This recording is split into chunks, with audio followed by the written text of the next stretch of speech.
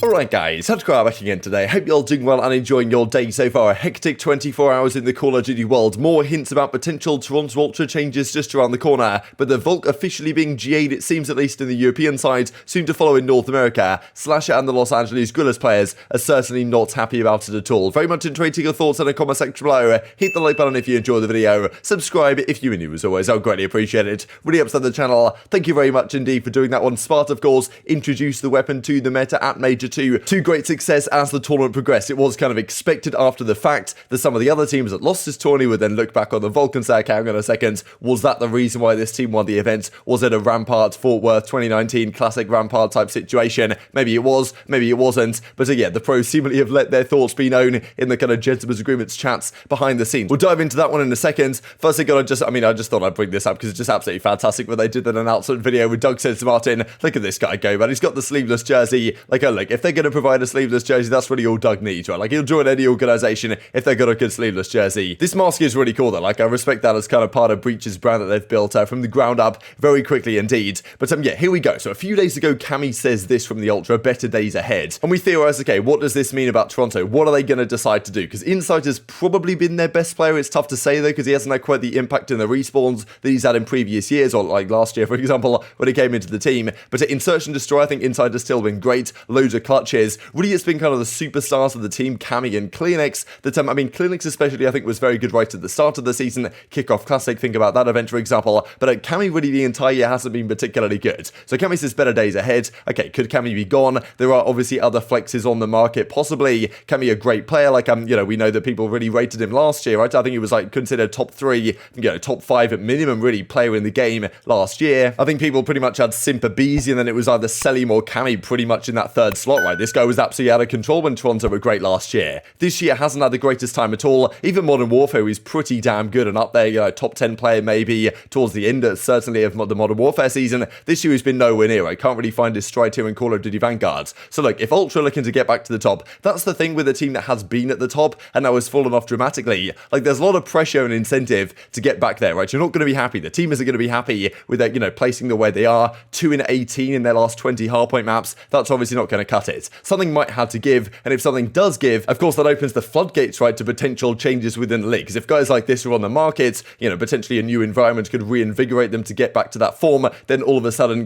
real trade opportunities or, just change opportunities in general find themselves on the table. That's what Cammy had to say. Then CleanX comes out yesterday. Thanks to all those who asked me in this one. Everything happens for a reason. Just got to keep it moving. And with the peace sign right there. So going to say, peace out. I'm out of here. Now, whether this is actually true, I'm not sure. Right now, it's purely rumors, but it is kind of interesting, right, if both of these guys are tweeting stuff like this over the last few days and Toronto just aren't going to do anything at all. Because clearly, I think that team, I can't really see that team before getting back to winning championships, especially given the way the other teams have gone. So probably something has to give. CleanX being gone, though, would be a massive, surprise, to be perfectly honest, because I feel like if you're Toronto, CleanX is probably one of the guys you want to keep hold of. But then again, he hasn't been great over the last few weeks as well. So many questions on the table what you do with this roster. Of course, Huke is there on the bench. Maybe they bring him in as a substitute right alongside Bance, right? Who knows what they plan to do there, and maybe try someone else out as well. Not sure what their plan is, if they're going to make a one-man, two-man change, not change at all, but certainly looking at their stats over the last few weeks. I mean, just look at this, right? Toronto over the left-hand side here. There's series that they lost during the Major 2 qualifiers. Like, look, Toronto don't tend to lose Game 5s. Like, so far, like last year, for example, they were always the Game 5 merchants, right? Sometimes they'd lose the respawns, but their control and their Search and Destroy was so good that if they went 50-50 in hardpoints, they'd still win the majority of series. And anyone they took Game 5, they could win. They lost Game 5s against Boston, FaZe, and Paris back to back during the Major 2 qualifiers. That is just not the Toronto team we saw last year. So something I'm sure has to give. If you look at the stats, right, Bance hasn't been great, but he's not really expected to be the one putting up numbers. It's really Cammy that's kind of fallen short, I guess, of expectations. Engagements per 10 minutes, like, I guess Inside is way behind as well. So I'm not necessarily convinced this team dynamic works all that well in Call of Duty Vanguard, to be honest. But I'm like, if you are going to change something, then maybe your star players that have been underperforming is the way to go. And also, of course, these are the players that there's potential trade value for, right? Because people know what they can do. And maybe if you do want to switch up your roster, there's opportunities out there. Because we know, I believe, at least I believe it was talked about going into the offseason or going into the start of this season, that CleanX was considered by Los Angeles Thieves. They were thinking about an Envoy CleanX kind of SMG duo over there. They ended up with Drazah in that role. Hasn't really worked out all that well for them because CleanX re-signs the new contract over at Toronto, probably for more money than he was getting otherwise if he'd have just re-signed straight away. So that is the question to me. If CleanX Crimsix is available, and Cammy is available potentially, and like whatever the team wants to do. Other teams I'm sure will be in discussions, right? And like 100 Thieves could be a great, or Los Angeles Thieves could be a great example of a roster that might be looking to make upgrades. Nature makes it quite clear here. Like I want to build a dynasty. Let's do this together slowly but surely. Like if you're a high caliber player, if you're a seasoned veteran, if you're a player just starting your career, come and win with us, right? So Nature making this very clear a few days ago. What do you guys expect to happen to Toronto? Because I'm not sure, based on these tweets, this team is going to stay the same. But of course, if these players are on the market, there's going to be teams out there wanting to snap them up, and maybe Los Angeles Thieves could be one of them in all the roles. Let's dive into the Volk then, though. So a big discussion point over these last several days. This is a pretty ridiculous clip, actually, that comes out here from Asim. Look how quickly the Volk kills them all the way across the map right here. Pretty sure he fired 3 bullets and got the kill. That's how things go when you hit headshots with the Volk. The multiplier is absolutely absurd. We looked at the stats yesterday, right, which shows that in certain situations, with a headshot mixed in, it does kill far quicker than the other weapons in the game.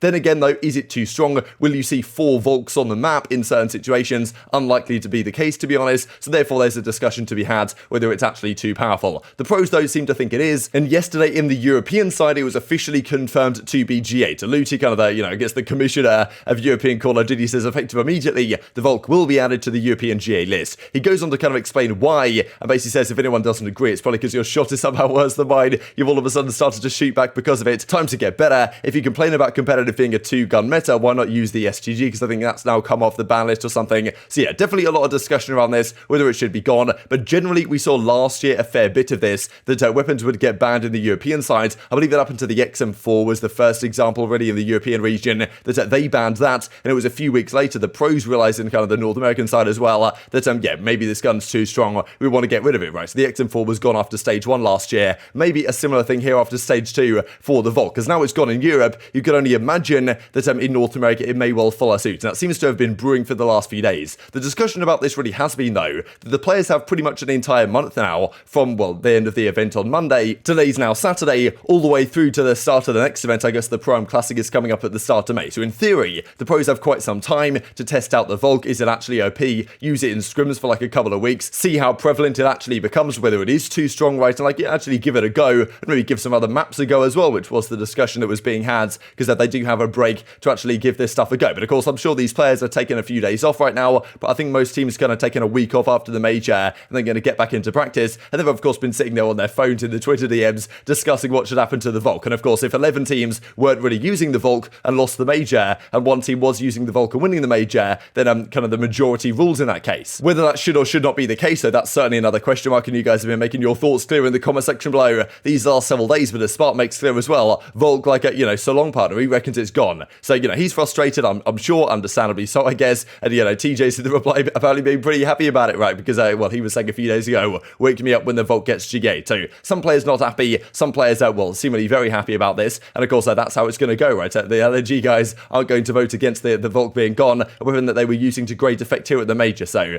honestly, the pros always go back and forth on this type of stuff. Tough for Los Angeles Guerrillas. Will this be kind of the start of their downturn? Then again, even without the Volk, it's tough to imagine them still being, still winning events for the rest of the season. I think they can certainly still be a very competitive squad, but there's no doubt this was a crazy miracle run through the lower brackets, which is unlikely to ever happen again, or at least for the next few years. So look, Los Angeles Guerrillas, I still think they can be a top 3 team in the game, be very competitive for the rest of the year. Without the Volk, though, maybe that kind of advantage they had with Spart bringing that weapon out and being comfortable with it goes out the window to some degree. This then what SlasheR says, right? So SlasheR the last few years, a lot of people have kind of considered him to be the GA enforcer. When gentlemen's agreements are discussed and pros want to get rid of something, SlasheR's kind of the guy leading the charge for it. So these a few years ago, back in the SlasheR World League, as it was affectionately known. Nowadays, he's kind of not been in the chat anymore. He doesn't deal with gentlemen's agreements. Like, he's made that relatively clear. And as he says, a month of downtime, we're GAing a weapon without even testing it. I'm not even in the chat. How is this even possible? I'm joining the front lines. The fans deserve a 3-gun meta, he says. So this is a pretty interesting statement, though, to be honest, right? He's not in the chat anymore. How is it possible it gets GA'd without even testing? This is the thing that implies to me that the pros have maybe seen some of the stats from Exclusive Ace's video that we looked at yesterday and said, yes, it's too strong, it's got to go. But not really done the due diligence to actually test it out and see if it works out to be too powerful if you play it in scrims for a couple of days. I think the pros have probably decided between them that, okay, LAG won with a Volk, we didn't use the Volk, weren't comfortable with it, therefore it should go, we should go back to the 2-gun meta, and therefore the pecking order would be back to normal effectively, which the way GAs work is an understandable conclusion, right? If you are a team, like a FaZe, for example, that just lost this major to Los Angeles Guerrillas, like, why wouldn't you vote to GA the Volk if you think it contributed to their success, if all the other teams are also going to agree, because they also lost, right? Which kind of shows how the system is broken in a way, that like one team can win with a new weapon meta, and then all of a sudden, it's incentivizing all the other teams to vote it out, without necessarily actually testing it to find out if it is too strong, because they have the direct incentive to do so. So I think the frustrations are understandable from SlasheR and Los Angeles Guerrillas' perspective. I guess they'll just have to kind of suffer through it, right? And of course, the question does then get raised again, right? Should GAs even be allowed? I'm pretty sure there was a kind of a note in, I think it was a note maybe in the Modern Warfare rulebook that maybe isn't there anymore, but it was something to do with collusion. It basically said collusion between pro players isn't allowed, and you could argue that kind of what's going on here is collusion, because the Volk isn't banned in the rule set. You can use it in the game if you would like to, but the pros are kind of colluding between them not to use it. And if Los Angeles Guerrillas continue to use it regardless, they'll get blacklisted from scrims, all this type of stuff. So it does seem like it's gone. SlasheR, you know, for once not happy about a GA, I suppose, but you know, still I guess he's been out of things for a few years now. Like, I mean, I have to be extra annoying after this W says SlasheR, but you know, still frustrating stuff I think for the fans. We liked having the Volk in play. If the Volk was actually too strong and we just saw it completely replace the auto,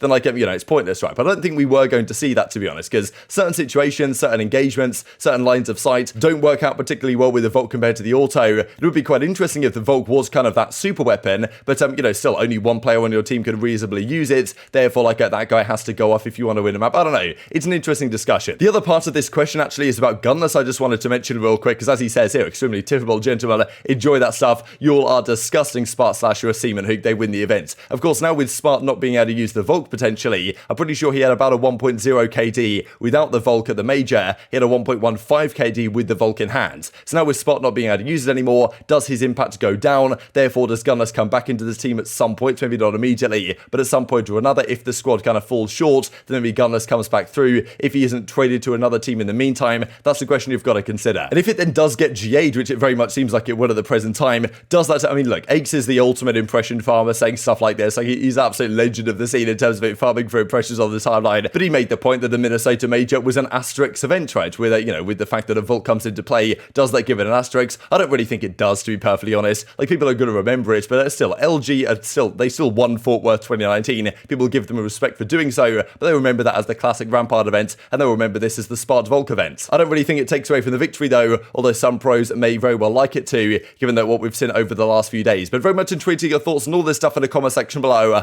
Hope you guys enjoyed the video. If you did enjoy it, hit on the like button, tell us the YouTube gods this is a good video, others like you should see it as well, and upgrade the competitive Call of Duty community. Thanks for watching as always, take care of yourselves, and I will see you next time. What? What does Alec have? What's he got on? What? Look at my face. Look at my face stream on the cam, bottom right. I was mind blown. I was in shock, like I saw a ghost. 6 bullets.